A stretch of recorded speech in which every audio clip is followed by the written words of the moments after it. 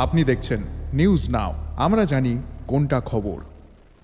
उदयपुर ब्रह्मवारी सामाजिक विकास समिति मंडप में मूर्ति तोड़े जाने पर हड़कंप मची हुई है। गोमती डिस्ट्रिक्ट के एसपी और अन्य पुलिस अधिकारी मौके पर पहुंचे।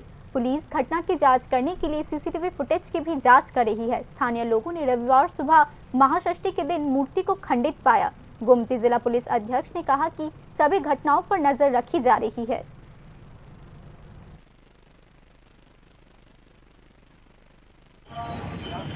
इधर कुछ मूर्ति का कुछ पार्ट्स रात में कोई तोड़ा है, तो हम लोग भी देख रहे हैं क्या है इसमें बहुत कुछ।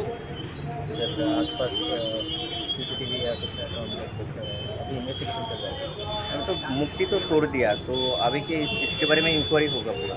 हाँ हो रहा है ना, रात में हुआ है रात में हुआ है। तो नाइट शिफ्ट में रहते, नाइट ड्यूटी में नाइट रहते इधर ही था, हमारा डिप्लोमेंट इधर ही रहता है, इसलिए देख रहे हैं क्या है इन्वेस्टिगेशन। सर दुर्गा पूजा में तो सीसीटीवी लगाने की बात है, तो यहाँ पर क्या सीसीटीवी है क्या? लगा है, इसलिए हम लोग अभी सीसीटीवी एग्जामिनेशन करेंगे। 32 सीसीटीवी लगाए हैं।